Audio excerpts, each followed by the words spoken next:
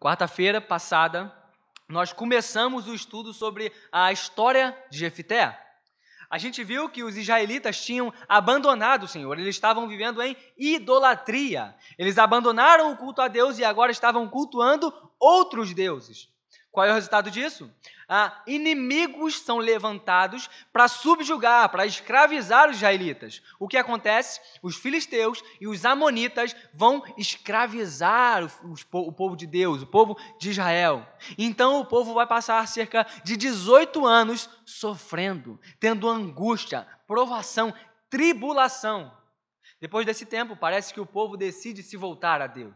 O povo chega a Deus e pede: Senhor, nós pecamos, por favor, nos livre. Mas a resposta de Deus é uma resposta negativa. Deus fala para eles resumidamente: olha, vocês não estavam adorando outros deuses? Vocês não estavam idolatrando aos deuses estrangeiros? Agora que a situação apertou, vocês vêm atrás de mim buscar a minha ajuda? Não. Quero agora que vocês possam ir buscar a ajuda dos ídolos que vocês adoravam. O povo então se entristece e a Bíblia vai dizer que o povo tenta novamente buscar o auxílio do Senhor. Só que agora parece que há uma mudança, parece que há mais humildade no coração deles. Parece que agora o povo de Israel está decidido a abandonar a idolatria. Eles não apenas pedem a ajuda de Deus, eles não apenas dizem que confessam seus pecados, mas eles se desfazem dos seus ídolos. Algo mudou no coração. E a Bíblia vai dizer, de uma maneira muito linda e muito forte, que Deus não pôde mais suportar o sofrimento do seu povo. Deus agora iria agir em favor do seu povo, libertando Israel das mãos dos filisteus e dos amonitas que haviam se juntado contra Israel. E então a gente começou hoje pela manhã a ver um pouco da história desse homem chamado Jefité. Jefité, a Bíblia vai dizer que ele era um poderoso guerreiro, era um homem valente. Mas Jefité tinha um problema. Ele era filho de uma prostituta. E isso era um problema terrível, porque o seu pai, Gileade, teve outros filhos com uma mesma mulher, que não era prostituta. E o que isso acarretou? Os filhos dessa mulher de Gileade expulsaram Jefité do seu meio e falaram: olha, Jefité, aqui com a gente você não pode ficar. Você não vai ter herança com o nosso pai, porque você não é filho da nossa mãe. Você é filho de uma prostituta. Então, Jefité, vai embora. Pode ir. Então, Jefité foge. E ao fugir, a Bíblia diz para a gente que Jefité se junta a um bando de homens vadios. Jefité se torna o líder de homens vadios. Jefité se torna o líder de uma organização criminosa, é o chefe da quadrilha de Israel. Jefité então passa um bom tempo com eles, até que a guerra entre Israel e os amonitas começa a estourar de fato. A Bíblia vai dizer que os israelitas acampam num lado e os amonitas acampam do outro. Então os israelitas, num gesto de extrema humildade, talvez, se achegam até Jefité e falam para ele: olha, Jefité, venha liderar sobre nós. Jefité, lidera o nosso povo na batalha. Vem liderar a gente contra os amonitas na guerra, porque você é um poderoso guerreiro. A gente precisa de você. Mas a resposta de Jefité também não é uma resposta positiva logo de cara. Jefité olha para o povo e diz o seguinte: vocês não me odiavam e não me expulsaram da casa do meu pai? Por que agora me procuram quando estão em dificuldade? Jefité, assim como Deus, não dá uma resposta positiva logo de cara. Jefité dá uma resposta negativa. Parece que o povo está tratando Jefité da mesma forma que tratou Deus. Então, o povo vai tentar novamente a ajuda de Jefité. Eles vão dizer: olha, Jefité, apesar disso, agora nós estamos apelando para você. Venha conosco combater os amonitas e você será o chefe de todos os que vivem em Gileade. Jefité, então, vai se certificar de que isso de fato aconteceria. Mas Jefité vai falar algo interessante e que vai fazer total sentido para o que a gente vai estudar hoje à noite. Olha o versículo de número 9 do capítulo 11. Versículo 9 do capítulo 11. Jefité respondeu: se vocês me levarem de volta para combater os amonitas, olha o detalhe, e o Senhor os entregar a mim, serei chefe de vocês? Jefté faz questão de mostrar aos gileaditas que ele vai com eles, mas a vitória só é garantida se o Senhor entregar os gileaditas nas mãos de Jefté. A Bíblia diz que Jefté era um poderoso guerreiro, era um homem extremamente valente, mas Jefté parece que não confia somente em si.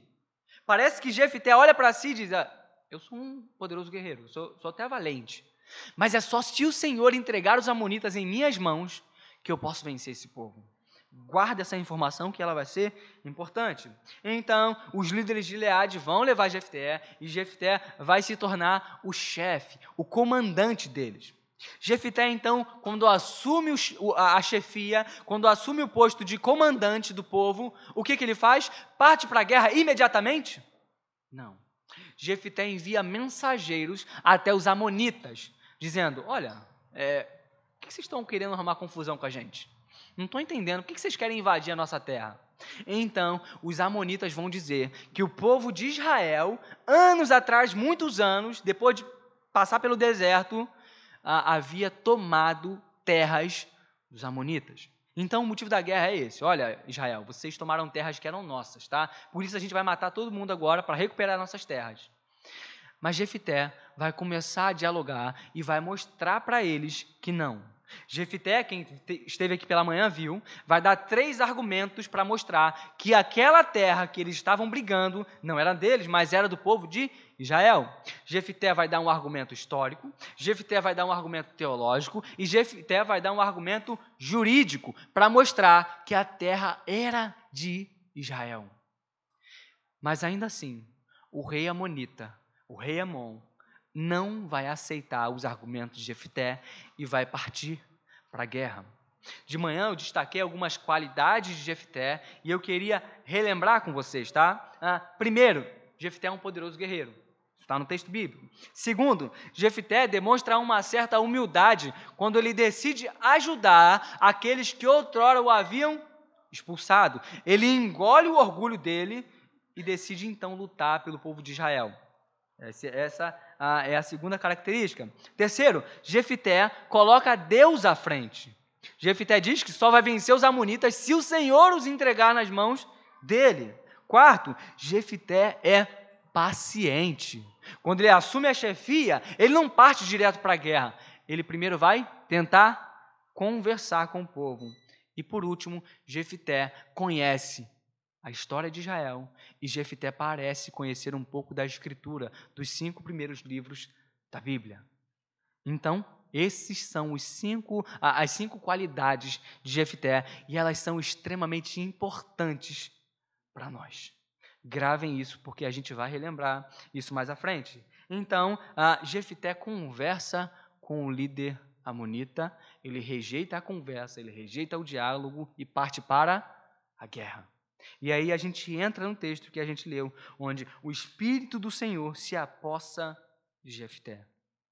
Quando o Espírito do Senhor se apossa de Jefté, ele então ganha poder para ir à batalha, para ir à guerra. Aquilo que ele falou antes para os gileaditas, dizendo que somente se o Senhor entregar os amonitas nas mãos, está acontecendo. O Senhor está do lado do povo de Israel. O Senhor está dando força ao seu juiz, ao seu guerreiro valente, para liderar Israel na batalha.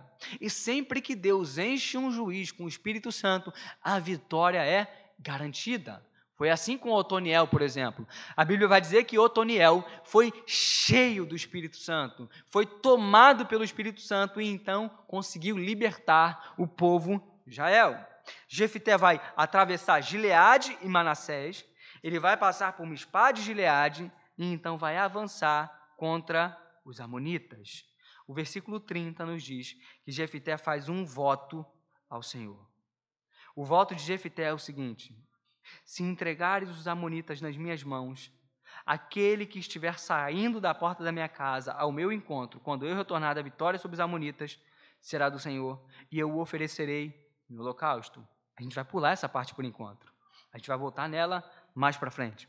Mas o ponto é, Jefté faz um voto a Deus, e Jefté, então, no versículo 32, vai combater os amonitas, e o Senhor os entregou nas suas mãos.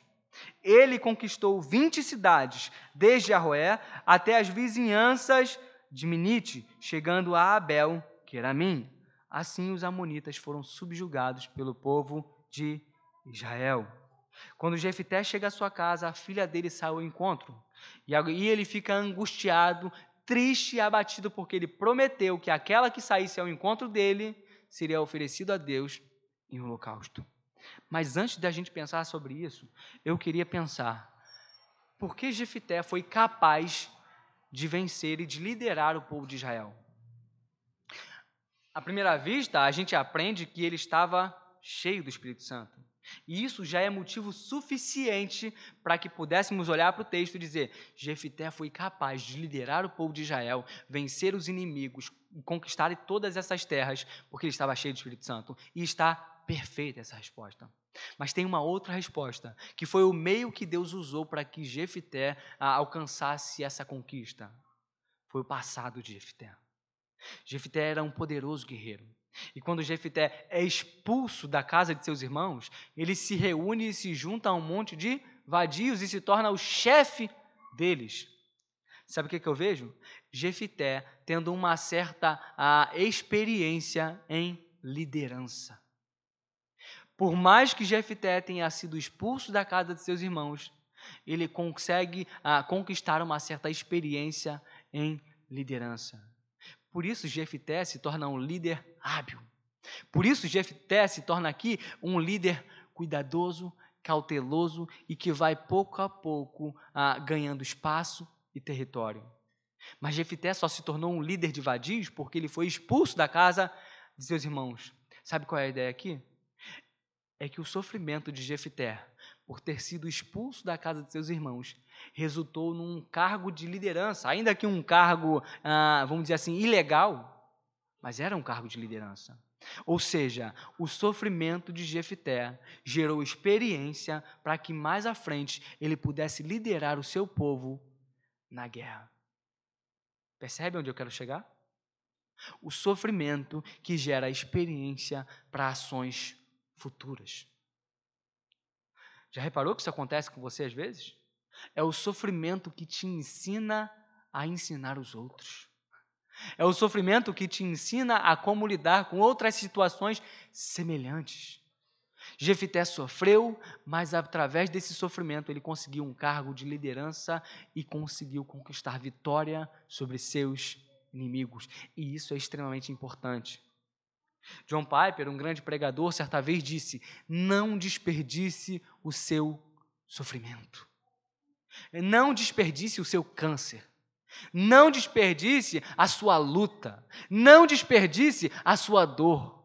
Use-a para a glória de Deus. Como?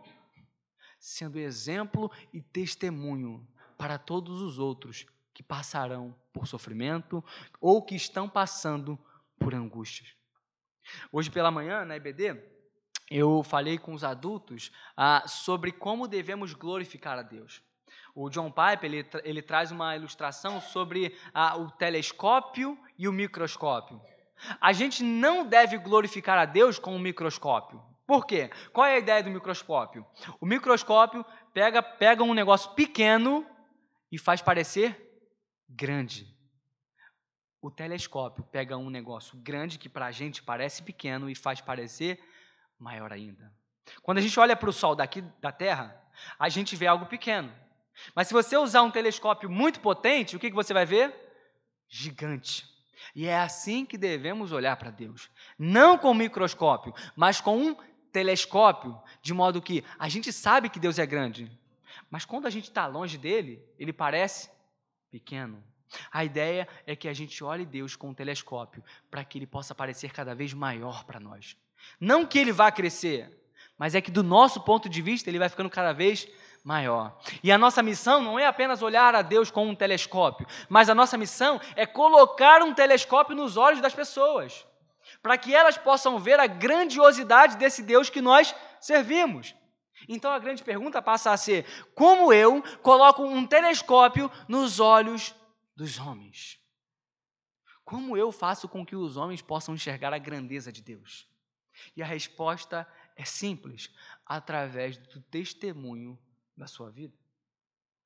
Quando você é um cristão, está passando por um problema e passando por uma dificuldade e fica extremamente ansioso, extremamente frustrado, extremamente cabisbaixo, aflito, sofrendo e angustiado, sem buscar o auxílio de Deus, você está engrandecendo a Deus ou você está diminuindo Deus? Diminuindo. Agora, quando você passa por uma tribulação, quando você passa por um grande problema e ainda assim resiste a esse problema, e as pessoas olham para você e elas veem que você está resistindo ao problema por causa de Deus. Dessa forma, Deus é glorificado em meio ao seu problema. As pessoas começam a ver a grandeza de Deus que te sustenta em meio a um problema gigante. Então, percebe a ideia de usar um telescópio para glorificar a Deus? Nós devemos fazer isso. Usar um telescópio para glorificar a Deus. Então, Jefité aprendeu com o sofrimento a liderar. O meu conselho para você nessa noite, meu irmão, aprenda com o teu sofrimento as lições que Deus tem a dar a você. Não desperdice o teu sofrimento. Não desperdice a tua dor. Não desperdice a tua angústia, mas use-a para a glória de Deus. Pergunte a Deus: Senhor, por que toda essa dor? Por que toda essa angústia? Por que todo esse sofrimento? Então, ouça a resposta de Deus e haja para a glória dele. Jefité aprendeu por meio do sofrimento a liderar. E agora ele está liderando o povo na batalha. Então ele vence a batalha. E aí a gente entra numa outra parte da história. Depois que Jefité vence a batalha, a gente está pulando aqui a parte da filha dele, tá? A gente entra no capítulo 12. No capítulo 12, o texto começa dizendo que os homens de Efraim chegam para Jefité e eles começam a querer arrumar confusão. Os efraimitas, gente, eles eram brigões. Sabe por quê? Porque eles se consideravam a tribo mais forte de Israel. Vocês lembram quando Gideão conquista e vence seus inimigos? Quem que vai bater na porta de Gideão lá? Os efraimitas. Eles batem na porta de Gideão para quê? Falar: ô Gideão, você foi sem a gente para a guerra, cara. Você foi lutar contra os inimigos e não chamou a gente. Tá doido, a gente adora uma batalha. Por que você fez isso? Agora a gente tem que lutar contra você. Gideão então leva eles no papo e fala: olha, vamos ter calma, precisa lutar. Gideão conversa com eles, então a ira deles é apaziguada. Mas aqui a situação é diferente. Eles chegam dizendo, perguntando para Jefté: por que você foi lutar contra os amonitas sem nos chamar para irmos juntos? Vamos queimar a sua casa e você junto. Olha que marrento. Vamos queimar todos vocês. Jefté responde: olha, eu e meu povo estávamos envolvidos numa grande contenda com os amonitas. Embora eu tenha chamado vocês, vocês não me livraram das mãos deles. Quando vi que vocês não ajudariam, arrisquei a vida e fui lutar contra os amonitas, e o Senhor me deu vitória sobre eles. E por que vocês vieram para cá hoje? Para lutar contra mim? Jefté, então, reúne todos os homens de Gileade e luta contra os homens de Efraim. E os gileaditas vão sair vitoriosos dessa batalha. Aí uma coisa interessante acontece. Eles não apenas vencem a batalha, mas eles armam um posto entre uma cidade e a outra. De modo que quando vem um efraimita para passar por ali, querendo fugir dos gileaditas, eles perguntam: olha, fala para a gente assim, Shibolete, com CH. Os efraimitas tinham um problema na língua, eles não conseguiam falar Shibolete. Eles só falavam Sibolete, com S. Então, assim, eles sabiam quando um homem era gileadita ou quando um homem era efraimita. Para a gente entender, imagina que eu me coloque num lugar e de um lado tem a gente lá do interior de São Paulo e do outro lado gente do Rio de Janeiro. O do interior de São Paulo vai passar, eu falo, então fala porta. Eu falo, porta? Aí vai morrer. Se fala porta, morre. Mas se falar porta, aí passa. Então é isso que está acontecendo aqui. Os gileaditas estão vencendo a batalha. Mas o detalhe interessante é, quem esteve pela manhã viu toda a paciência de Jefté com o rei Amon. Qual foi a paciência? Ele enviou mensageiros Os mensageiros voltaram e falaram, olha, o rei Amon falou isso, isso, isso. E então Jefté manda todo um discurso, todo um argumento muito bem embasado, muito bem qualificado para falar, olha, a gente não precisa lutar. Olha, vocês podem, a terra é nossa, a gente não precisa guerrear. Fica na sua que eu fico na minha. Jefté, ele gastou tempo tentando convencer os inimigos de que eles não deveriam lutar. Mas quando a gente olha para esse texto de Juízes capítulo 12, a gente não vê Jefté gastando tempo tentando a reconciliação. Jefté parte logo para batalha. Ah é? Vocês vão queimar minha casa? Ah é? Vocês vão destruir meu povo? Então agora a gente vai matar vocês. Eles partem para a guerra, sem tentar qualquer reconciliação. Sabe o que eu vejo aqui com Jefté? De manhã eu falei que a vida de Jefté é uma vida de altos e baixos. E nesse momento aqui é uma parte baixa da vida de Jefté. Sabe por quê? Ele trata com muito mais carinho os de fora do que os de dentro. Os efraimitas eram irmãos, eram uma tribo irmã de Israel. Eles eram tudo, junto dos gileaditas, eram irmãos. E Jefté está liderando o povo para matar seus irmãos, porque ele tem muito mais paciência com os de fora do que com os de dentro. Não é esse o nosso pecado muitas vezes? Quando a nossa paciência com os de fora é gigante, mas com os de dentro, ela se vai rápido. Com o de fora a gente engole um camelo, com o de dentro não passa uma mosca. Será que é assim a tua vida? Será que é assim o teu casamento? Quando alguém de fora te faz algo ruim, você suporta, você engole, porque você quer agradar a pessoa. Porque você não quer ficar mal com ela. Você quer manter a amizade. Você quer manter o relacionamento. Mas vem um de dentro fazer alguma coisa contigo. Vem um de dentro de casa fazer algo para você ver se você não vai igual um leão para cima. Que nós não sejamos como Jefté. Que nós não sejamos apressados. Que nós não sejamos apressados em ir para cima dos de dentro. Que a gente possa ter paciência. Que a gente faça como Jefté fez no capítulo 11, onde ele tenta, antes de partir para a guerra, dialogar, perguntar, conversar antes de atacar. Que a gente fuja do exemplo de Jefté do capítulo 11, onde Jefté parte para cima dos seus irmãos. Que aqui na nossa igreja não haja isso. Que aqui na igreja haja paciência uns com os outros. E paciência extrema. Que a gente valorize a comunhão a tal ponto que a gente não se importe em engolir camelos, engolir elefantes ou baleias, mas que a gente lute e preze pela unidade, pela união. E isso só é feito por meio do orgulho que é engolido, por meio do orgulho que é abandonado. O meu convite para você essa noite é que você abandone o teu orgulho. O meu convite para você essa noite é que você tenha paciência, não somente com os de fora, mas também com os de dentro. Na verdade, que a própria Bíblia diz para a gente que nós devemos fazer o bem a todos, mas principalmente aos da família da fé. Por que você tem mais paciência com os de fora do que com os de dentro? Por que você tem mais paciência com um amigo da rua do que com a mãe em casa, com o pai, com o irmão, com a irmã? Que Deus possa mudar nossas vidas. Que Deus possa nos corrigir nesses erros e que todos nós possamos crescer em paciência uns com os outros. Porque Deus é extremamente paciente conosco. Que Deus tenha misericórdia de nós. Jefté, então, não é aqui no capítulo 12 um exemplo de paciência. Ele não é. Então a gente pode agora retornar para a parte mais difícil do texto, lá no versículo de número 30.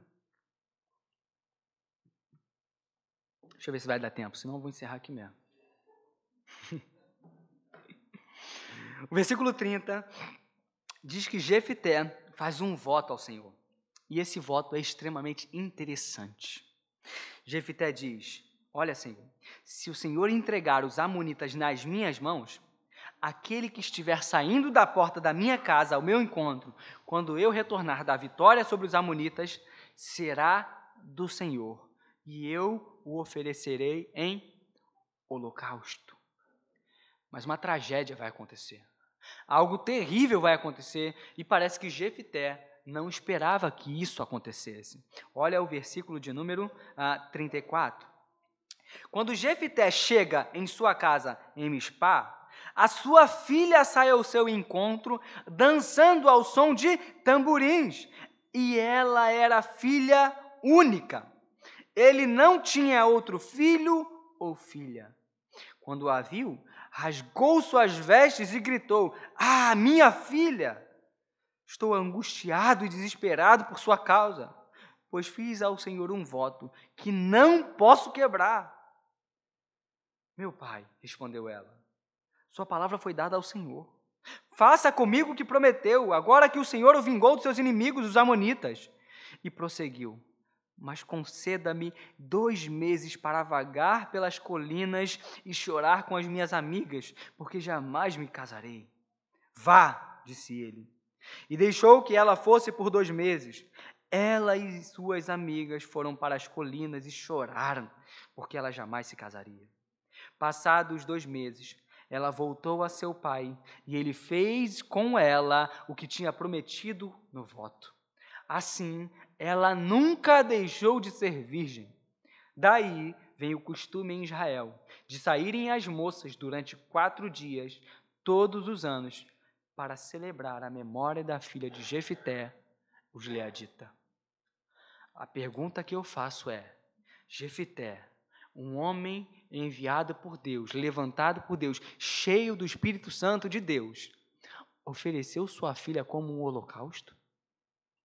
Será que o voto que Jefté fez ao Senhor realmente foi um voto apressado, um voto de tolo? Algumas versões, algumas possibilidades estão aqui nesse texto, tá? Alguns vão dizer que Jefté, quando ele promete ao Senhor que o primeiro que saiu ao encontro dele, Jefté, quando promete isso, ele não está pensando em um ser humano. Vão dizer que ele está pensando em um animal. Mas isso é muito estranho. Não era costume da época que os animais ficassem dentro de casa. Não é igual você tem um cachorrinho hoje, você deixa dentro de casa. Não era costume judaico. Então, essa hipótese está descartada. E principalmente porque, se Jefté promete um animal a Deus e quem sai é a filha, ele tem que matar a filha? Não faz sentido. Ele vai confundir a filha com o animal? Ele vai colocar a filha no lugar de um animal? Essa possibilidade, para mim, não existe. Para mim, Jefté está pensando, sim, em um sacrifício humano. A grande questão é: que tipo de sacrifício é esse que Jefté está pensando? E aí a gente tem 2 principais possibilidades. A primeira possibilidade, eu acredito que é a possibilidade mais conhecida, é a possibilidade de que Jefté realmente cometeu um voto de tolo. Jefté realmente fez uma promessa impensada a Deus, e então ele se colocou numa armadilha, se colocou numa encruzilhada. E qual é essa possibilidade? De fato, Jefté, por estar envolvido na cultura pagã, o povo de Israel estava sendo oprimido pelos inimigos durante 18 anos. Fora isso, anos anteriores, o povo vivia em constante idolatria, voltava para Deus, idolatria, voltava para Deus. Dessa forma, o povo estava muito familiarizado com os ídolos, com os deuses que viviam ao redor. Então, Jefté, por estar familiarizado com esses deuses, olha e vê as outras nações fazendo o quê? Sacrifícios humanos. Quando uma nação, outra, sem ser Israel, queria conquistar alguma coisa de seus deuses, o que eles faziam? Ofereciam seus filhos, ofereciam mulheres virgens, ofereciam humanos aos seus deuses para que conquistassem o favor desses deuses. Jefté olha aquilo, e então essa teoria vai dizer que Jefté estava tão imerso na cultura local que ele acaba fazendo a mesma promessa que os pagãos, que os idólatras faziam. Então Jefté faz um voto apressado e um voto de tolo. Jefté não esperava que fosse a filha dele quem ia sair. Mas como Jefté fez um voto ao Senhor, então ele vai cumprir esse voto e vai matar a sua filha. Ele vai ali oferecer a filha em holocausto a Deus. Então, essa é muito provavelmente, de longe, a teoria mais aceita. Por quê? A gente não tem dificuldade em reconhecer que um juiz possa ter errado. A gente vê, por exemplo, mais à frente, talvez a gente vá ver, que Sansão, que foi um juiz enviado por Deus, cometeu pecados. A gente viu mais atrás que outros juízes cometeram pecado. Gideão não foi um juiz perfeito. Também teve seus pecados. Ou seja, quando a gente olha para isso, sabe que os juízes daqui no livro de Juízes estão imperfeitos, e a gente olha para essa teoria e diz, olha, Jefité até liderou o povo de Deus, mas ele cometeu um pecado. Então a gente acha isso normal, está dentro do aceitável. Mas será que foi realmente isso que aconteceu? Será que a história realmente foi essa? Será que Jefité realmente matou sua filha? O Dr. Joel Bick é um grande pregador, ele dá 8 motivos e essa é a posição contrária, que vai dizer que ele não matou a sua filha, mas que ele consagrou sua filha ao Senhor, de modo que ela jamais se casaria. E ele vai dar 8 motivos para isso, tá? E eu vou pegar os 8 motivos para a gente ver um a um. Primeiro motivo, porque ele acha, é a visão do Dr. Joel Bick, tá? Ele acha que Jefité não matou sua filha porque Jefité não era um homem precipitado. Lembra que eu falei no começo? O povo de Israel, os gileaditas, chegam para Jefité e falam, Jefité, vem liderar a gente que a gente está precisando de você na batalha. Jefité não vai de primeira. Jefité primeiro fala, olha, não, vocês agora que estão em dificuldade, vêm atrás de mim. Não, ou seja, Jefité não era um homem precipitado. Uma outra base que pode sustentar isso é que quando Jefité assume o comando de chefia do povo de Israel, ele não parte direto para a guerra. O que ele tenta fazer? Negociar. Então, fica claro, me parece que Jefité não é um homem precipitado. Ele é um homem cauteloso. Ele é um homem que pensa. Ele não é precipitado. O segundo ponto é que Jefité demonstra familiaridade com as Escrituras. Quem esteve de manhã, a gente leu o texto todo do capítulo 11 e viu que Jefité vai contar a história de Israel no deserto, tintim por tintim. Ele vai dizer, olha, não, Israel fez isso, Israel fez aquilo, Israel passou por ali, depois foi por lá, e depois por acolá.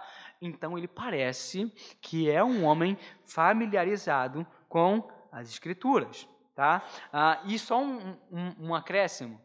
O contexto de Juízes, capítulo 11, não é um contexto de idolatria. É um contexto de reforma. Lembra que os ídolos foram abandonados e jogados fora? Então, é um contexto de reforma, não é um contexto de idolatria. Tá? Terceiro ponto, o Espírito de Deus estava sobre ele. E o Joel Bick faz essa pergunta. O Espírito Santo inspiraria um voto contrário à Escritura? Se o Espírito Santo estava sobre Jefité naquele momento, iria Jefité fazer um voto tão impensado e tolo assim? Será que o Espírito Santo deixaria Jefité fazer um voto desse, mesmo sendo completamente contrário à Escritura? É para a gente pensar. Tá? Quarto ponto, holocausto em hebraico nem sempre significa sacrifício sangrento, pode significar total dedicação. Isso é a afirmação do Joel Bick. Tá? As filhas de Israel, o texto diz lá que as filhas de Israel saíam, algumas versões. Na minha não diz que elas saíam para lamentar. Na minha, no versículo 40, diz que elas saíam para celebrar a memória da filha de Jefité e não lamentar. O Joel Bick vai dizer que a palavra em hebraico ali não é de lamento, mas é a palavra que em outros lugares também tem uma conotação de ensaiar ou de comemorar. É como se as mulheres de Israel, anos depois, saíssem não para chorar, mas para comemorar a total dedicação da filha de Jefité em honrar o voto do pai. Então, esse é o quarto. 5, ele deu à moça 2 meses para lamentar a sua virgindade. E esse ponto é extremamente interessante. Se a gente está num contexto de reforma, de abandono dos ídolos e volta para Deus, será que durante 2 meses ninguém ia avisar Jefité que o voto que ele fez era contrário à Escritura? Será que não havia um sacerdote em Israel para chegar para Jefité e falar, Jefité, olha só, você prometeu isso aqui, mas Deus não aceita sacrifício humano. Deus detesta isso. Deus não é como um Deus pagão. Então, o voto que você fez está totalmente contrário à Escritura, Jefité. Será que em 2 meses ninguém faria isso? nenhum sacerdote sairia para falar isso com ele? Né? Sexto, Jefité poderia se arrepender do seu voto. O livro de Levíticos, capítulo de número 5, vai dizer que caso um homem fizesse um voto tolo ou um voto precipitado ao Senhor, ele poderia confessar o seu pecado. Eu vou ler para vocês, não precisa abrir, eu vou ler rápido. Se você quiser marcar, depois você lê, tá bom? Versículo 4. Levítico 5, 4. Se alguém impensadamente jurar fazer algo bom ou mal, em qualquer assunto que alguém possa jurar descuidadamente, ainda que não tenha consciência disso, quando o souber, será culpado. Quando alguém for culpado de qualquer dessas coisas, confessará que pecou, e pelo pecado que cometeu, trará ao Senhor uma ovelha ou uma cabra do rebanho como oferta de reparação, e em favor dele fará propiciação pelo pecado. Ou seja, parece que havia a possibilidade de um arrependimento. Jefité poderia cair em si e falar, olha, peraí, eu fiz um voto impensado. O sacerdote está falando que o voto que eu fiz aqui foi um voto de tolo, porque Deus não aceita esse tipo de sacrifício. Então, agora eu tenho que me arrepender, tenho que confessar o meu pecado, levar uma ovelha para o sacerdote e oferecer a Deus em holocausto para ele perdoar o meu pecado. Então, Joel Bick fala que, muito provavelmente, Jefité poderia se arrepender. Dava a possibilidade dele mudar a opinião durante esses 2 meses. 7. A filha de Jefité lamenta por 2 meses, não a sua morte, mas ela lamenta a sua virgindade perpétua. Juízes 11, 38. Versículo 38 diz: Vá, disse ele, e deixou que ela fosse por 2 meses, e ela e suas amigas foram para as colinas e choraram, porque ela jamais se casaria. Tá? Então ela está lamentando não a morte, ela está lamentando porque não se casaria. Tá? É claro que aqui a gente pode falar, olha, ela não vai se casar porque ela vai morrer, é uma questão lógica, tá? Mas é o ponto dele aqui. 8. Jefité foi recomendado por Samuel em 1 Samuel capítulo 12, versículo 11, onde Samuel recomenda Jefité dizendo que ele foi um dos que foram usados para libertar Israel. Será que Samuel faria questão de citar Jefité se Jefité tivesse matado sua filha? Tivesse feito um voto de tolo, um voto impensado? E outra, Jefité aparece na galeria dos heróis da fé em Hebreus capítulo 11. Será que se Jefité tivesse mesmo matado sua filha, ele apareceria naquela galeria? Então a gente tem um problema aqui. A gente tem os 2 pontos. Um ponto de vista fala, olha, Jefité matou a filha. Ele era um juiz usado por Deus, estava cheio de Espírito Santo, mas falhou. Homens falham, juízes falham, então Jefité falhou e matou a filha. O outro ponto diz, olha, não, Jefité não matou a filha. Jefité confiava em Deus. Jefité, ele ofereceu a filha dele como uma oferta a Deus, de modo que ela jamais se casaria. E por que ele fez essa oferta?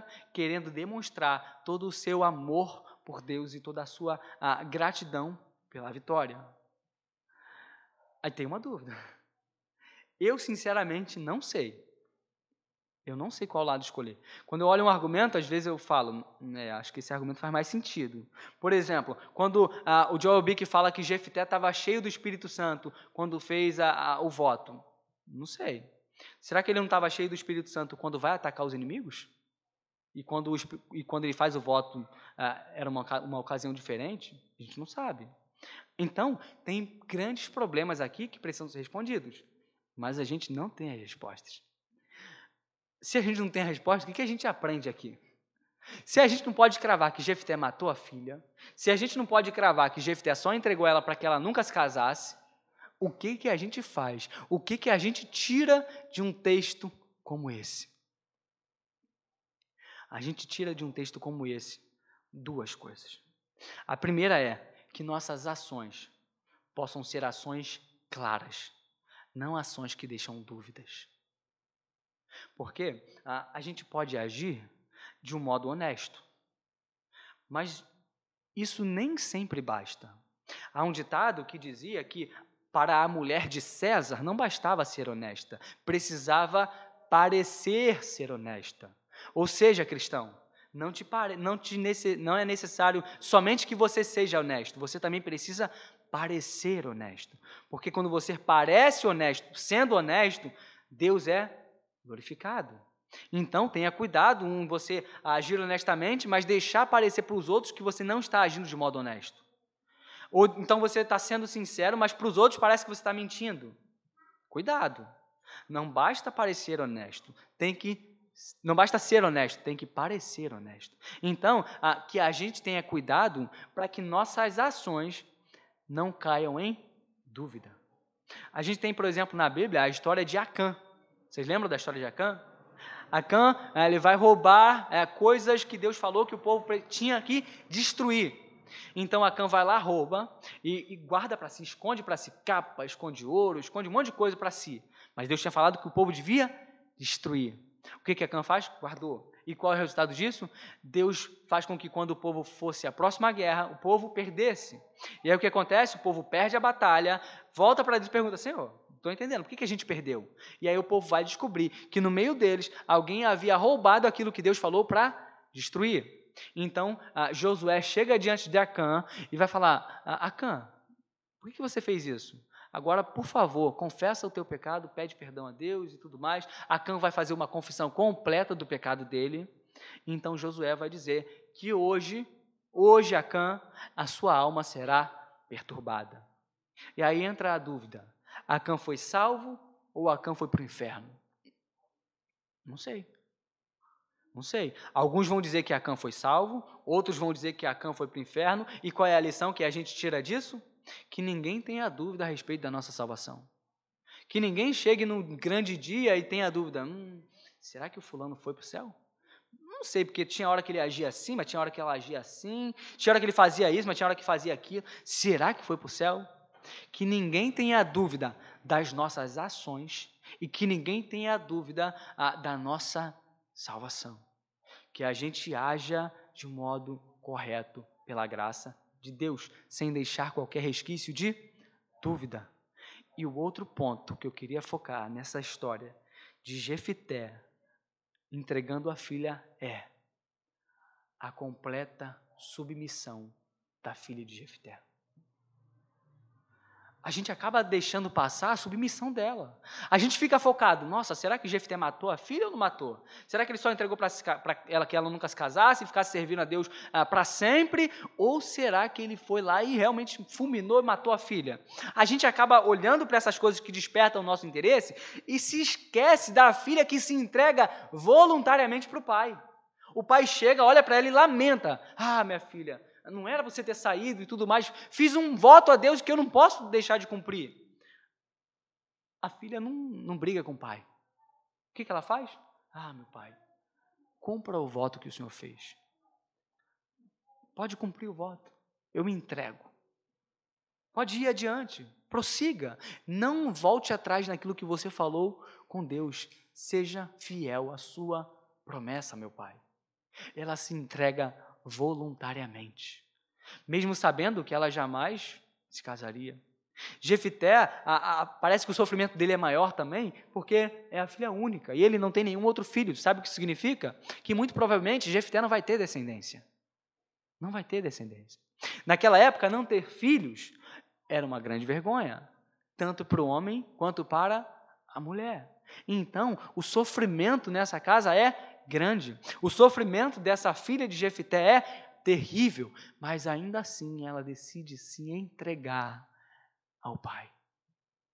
E fala, pai, pode fazer o que tu ofereceu, pode fazer o que tu prometeu para Deus. E aí a gente consegue fazer o link direto com Isaac. Isaac que foi pedido por Deus como sacrifício a Abraão.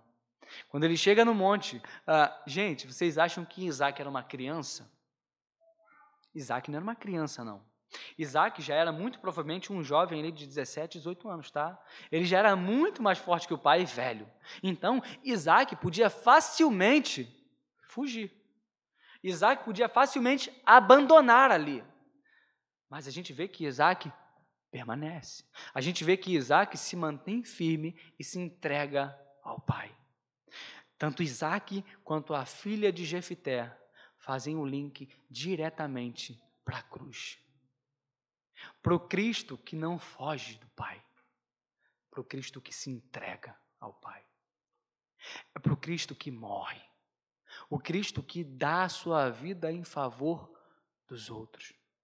Assim como a filha de Jefité deu a filha em favor da promessa do pai, Jesus Cristo deu a sua vida para que nós pudéssemos ser salvos.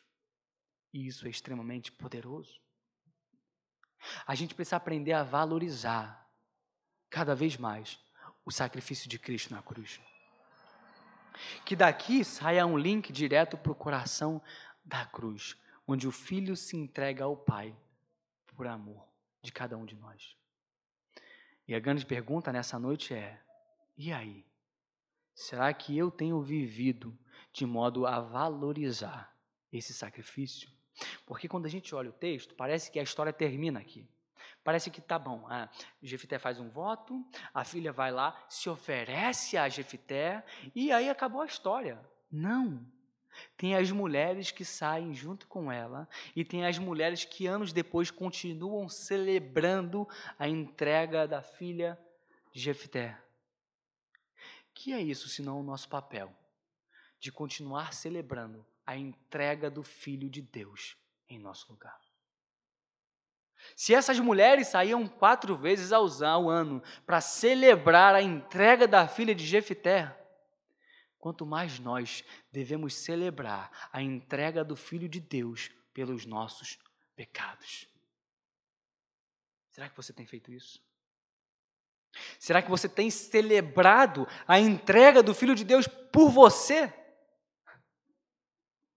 Meu irmão, que Deus não permita que a gente venha se esquecer da entrega do Cristo que padeceu no nosso lugar. Foi pelos seus pecados, foi pelas suas transgressões que Ele se entregou. Celebre isso, por causa do amor dEle, haja para a glória dEle. E para finalizar, que a filha de Jefité seja para nós um exemplo de submissão ao Pai. Ela não está se preocupando se ela não vai ter filho. Ela não está se preocupando se ela vai perder os sonhos dela de ser mãe. Ela não está se preocupando com os desejos dela desde criança. Ela simplesmente se entrega ao Pai. Que a gente possa sair daqui nessa noite desejosos de ser submissos ao Pai por amor. Submissos a Deus mesmo em meio à dor. Submissos a Deus, mesmo quando o sofrimento é grande e mesmo quando isso vai contra a tua vontade, contra os teus sonhos e contra o teu desejo. Ser submisso em coisas que a gente não gosta é fácil. Eu não gosto, eu vou entregar para Deus. Ser submisso em coisas que a gente não está nem aí. Agora, ser submisso na coisa mais importante para você. Que coisa difícil. O que você faria se Deus te pedisse a coisa que você mais valoriza na sua vida? Haveria submissão? O que você faria se Deus quisesse te pedir aquilo que você olha e diz: eu não posso viver sem isso? O que você faria? Que a filha de Jefité nos ensine a plena submissão a Deus. A plena confiança de que o Pai sabe o que está fazendo, de que o Pai sabe que aquilo que é melhor para a gente, pois o nosso Pai celestial é muito melhor do que o pai terreno da filha de Jefité, porque o pai da filha de Jefité pode ter feito votos impensados, promessas precipitadas, mas o nosso Pai, quando nós nos colocamos em submissão total a Ele, não tem promessa impensada. Na verdade, o que tem é promessa de vida. Não tem voto de tolo. Na verdade, tudo que há é amor. Na verdade, tudo que há é cooperação para o nosso bem. O meu desejo nessa noite é que cada um de nós possa sair daqui desejando se entregar a Deus em submissão. Mas não uma submissão da boca para fora, mas uma submissão do coração. Uma submissão que vem aqui de dentro e faz você viver para a glória de Deus. Vamos orar? Pai, nós te damos graça, Senhor. Obrigado pela tua palavra, Senhor. A tua palavra é incrível, ó Deus. A tua palavra é fascinante, ó Deus. Ela nos deixa sem fôlego, ó Pai. Senhor, por favor, não deixe que a tua palavra volte para ti vazia, ó Deus, mas que ela cumpra o propósito do qual ela foi determinada essa noite, Senhor. Toca em nossos corações, ó Pai, e nos faz ser mais humildes. Toca em nossos corações, ó Deus, e nos faz ser mais pacientes. Toca em nossos corações, ó Pai, e nos faz ser mais submissos a Ti em todas as coisas, ó Deus. A gente precisa se submeter à Tua poderosa mão, ó Deus. A gente precisa se colocar debaixo da Tua poderosa mão, ó Senhor. Senhor, dá-nos a força e a capacidade para que possamos fazer isso, Senhor. Por favor, ó Deus, nos livra de, como Jefité, tratar melhor os de fora do que os de dentro.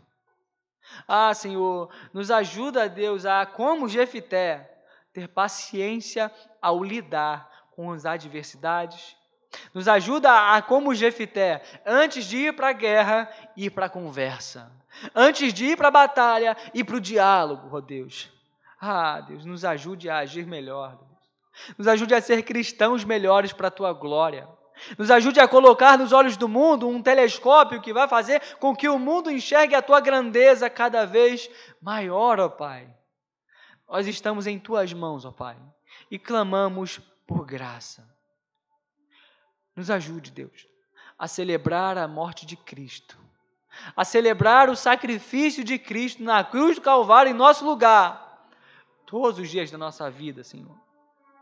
Não deixe que esse fato, ó Deus, que essa realidade passe despercebido por nossos corações, mas que, por favor, a gente todos os dias celebre o Cristo Jesus que se entregou ao Pai em nosso lugar, por nossos pecados, para nossa justificação e para nossa salvação em Ti, ó Pai.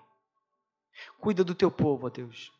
Cuida do Teu rebanho e nos faz mais humildes e mais submissos a Ti, para a Tua própria glória, Senhor. Em nome de Jesus Cristo, nos faça Te amar, nos faça Te querer mais. Amém, Senhor. Coloque-se